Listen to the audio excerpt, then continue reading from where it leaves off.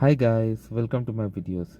So guys, today in this video I'm going to discuss why Canada depends more on other countries than you think. Well, Canada is often seen as a strong and self-sufficient country, but if you look deeper, you'll realize that Canada depends on other countries more than most people think. So let's break it down. First, trade plays a huge role. Canada exports and imports a large number of goods, from everyday products to industrial materials. Many things come from outside the country. The second point is supply chains are nowadays global. A single product you use daily may involve multiple countries in its production process because a product is an outcome of multiple ingredients. So one ingredient could be coming from one, second another, but what you get is the final product.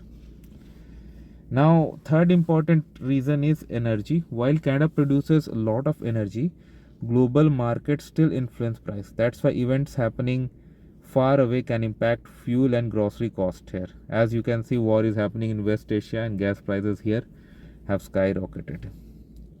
Food is another example. Canada imports a significant portion of fruits, vegetables, and other food items, especially during winter months, because during winter months it's not possible to grow them domestically. Technology is also heavily dependent on global systems. Many digital service platforms and innovations come from outside Canada. Even labor plays a role. International students, temporary workers, and immigrants contribute significantly to Canadian economy at various sectors. Do not consider this global dependence as a weakness. It's part of how modern economies work. But it also means that global events can directly have an impact on daily life in Canada. Prices of items, jobs, and availability of goods can change based on what's happening in other parts of the world. We are seeing it now, right? So that's why if you understand this, you can take better decisions, whether it's budgeting, career planning, or long term investments. Canada is strong, but it's also connected. And today's world, connection means dependence that we are seeing, especially during this war time in Middle East.